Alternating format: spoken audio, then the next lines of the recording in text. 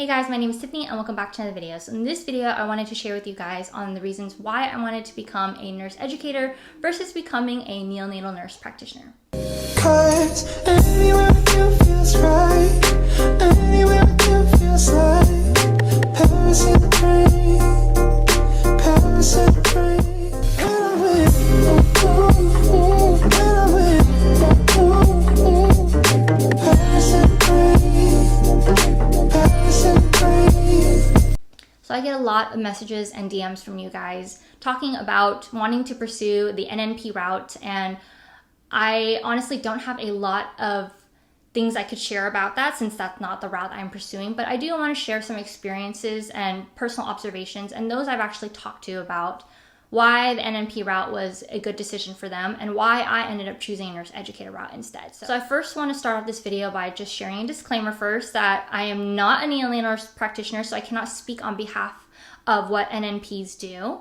And this is only based off of my personal reasons, so please do not misunderstand me. And if there's any NNPs out there that have any advice or tips or just want to share their personal experiences, please leave it down in the comments below for other people. So this is just personally for me why I did not want to become an NNP. So the NNP and the nurse educator route is typically about the same. It is usually typically 2 years, and the process into getting into grad school is about the same. So why did I end up not pursuing the NNP route instead? So a lot of people end up pursuing the NNP route just because as a nurse practitioner, you are able to have a lot of autonomy. And this basically means you can be able to provide more for the patients in a way that you can directly put in orders for the patient, be involved in the plan of care, and make those changes. As a bedside nurse, there are limitations to the things that we do. We usually are the ones that do the interventions, and we are usually the ones that actually perform some of these orders, versus the NNPs and the providers are the ones that place the orders and are able to kind of make the decisions regarding the patient plan of care. So I will honestly say there are times as a bedside nurse that I do feel frustrated that I can't be more involved somehow. Of course, I do share my opinions and my voice and advocate for my patient, but it's really more about what the NNP or the doctors decide they want to do. And of course, they may or may not take into account your opinions, but they're the ones really in the end that puts in that order. So there are times where honestly, we do butt heads sometimes and we're sharing information about the patient, and a lot of times the team is kind of like hesitant on wanting to make those changes. And so it can be a long hill battle in that way. And so a lot of people end up pursuing the NNP route because they want to be the one with the ability to make those decisions and put in the orders for the patient and really be involved in kind of directing the plan of care in a way they want to see it. So that's one of the biggest reasons, is just having that autonomy. But I'm going to tell you why I didn't want to pursue the NNP route. It's just because the biggest thing is that I didn't want to have that responsibility to potentially make mistakes. Of course, as a bedside nurse or as an NNP, there is going to be possibilities of making mistakes, and that's totally normal. But as an NNP, there is more responsibility just because now there's a lot more on your shoulders to fulfill the duties of what an NNP does, and you are the ones that makes the final call, the final decision. And a lot of times that can be a big burden for you to have to fill those shoes. And so I just personally didn't want to be the one to make those kind of calls. And I know some people love being able to do that, but personally that's just not something I want to do. And I'm just going to base this off personal observation and experience from my previous hospital and my current hospital, where at my old hospital, neonatal nurse practitioners are NNPs. They're the ones, especially on night shifts, taking care of the entire unit. So we had about 60 plus patients, and they were the ones that had to pretty much memorize and know every single patient on the unit. And that way, if there was any emergency or they had to make some sort of call, that they were the ones that had to at least know what history of this patient is in order to make those kind of decisions. And so it is a lot of responsibility for you to be able to memorize those things.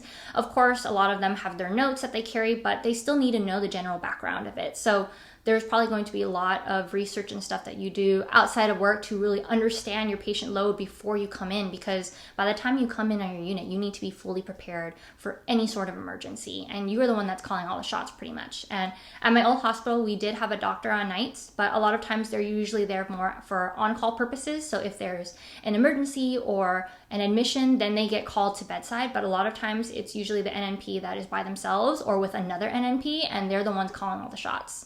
And so it is a big responsibility to have. And that's something you need to be aware of. That is some roles that you may play in other facilities. And of course, every facility is very different on how they do things, but that was from one facility that I worked at. And my current one right now, NNPs usually work alongside other NNPs or as well as probably other doctors.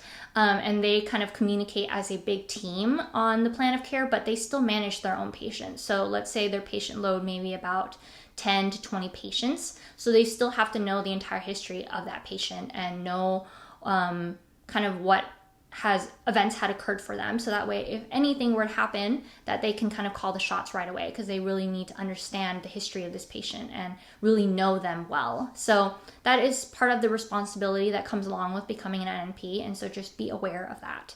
So another reason why I didn't want to become an NNP is that a lot of NNPs work night shift. Of course, not every single one, but based off of what I've observed, a lot of NNPs do get hired for night shifts just because a lot of doctors are usually there on the daytime.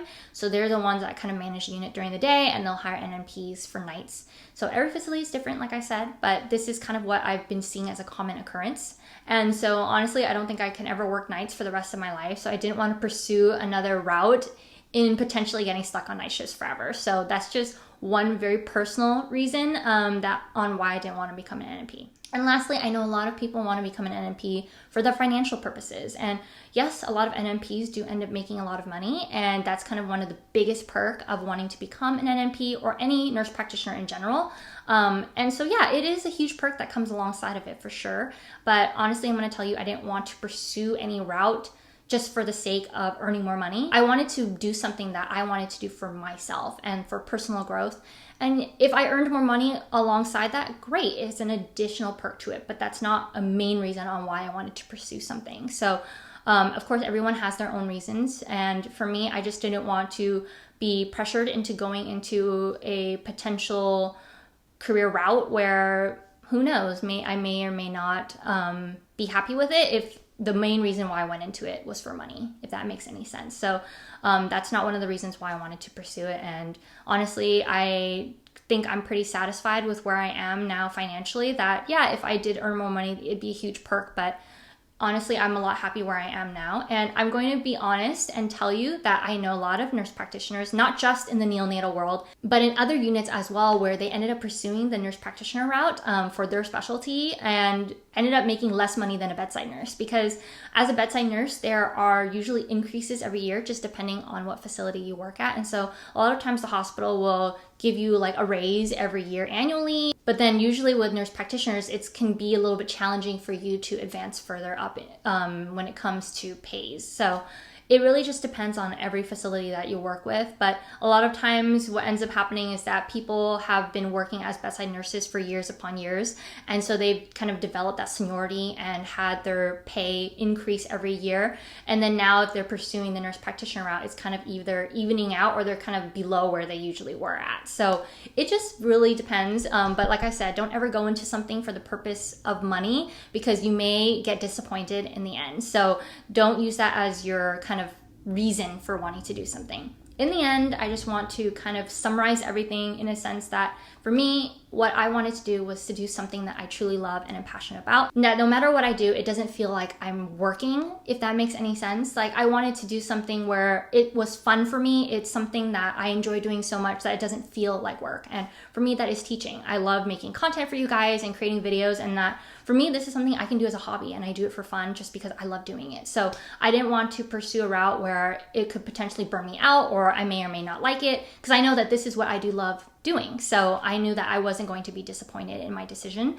So yeah, that's really the biggest thing for me, and just kind of an advice to all of you guys for wanting to pursue higher education. Do it because you want to do it. Don't feel pressured to do something just for society purposes, or your family pressuring you, or your friends, or seeing other people pursue it too. It took me a long time to get to this point in my career where I wanted to pursue an advanced degree, and you know, you don't really need to if you don't want to. So don't feel pressurized to do it. Do it more for yourself. And this is something for your own personal growth, because remember this, you're putting a lot of time, effort, and money into this path. So if you do want to pursue it, really do it, because this is something you truly want to do. So I hope you guys enjoyed this video, and hopefully it helped to clarify a little bit of things.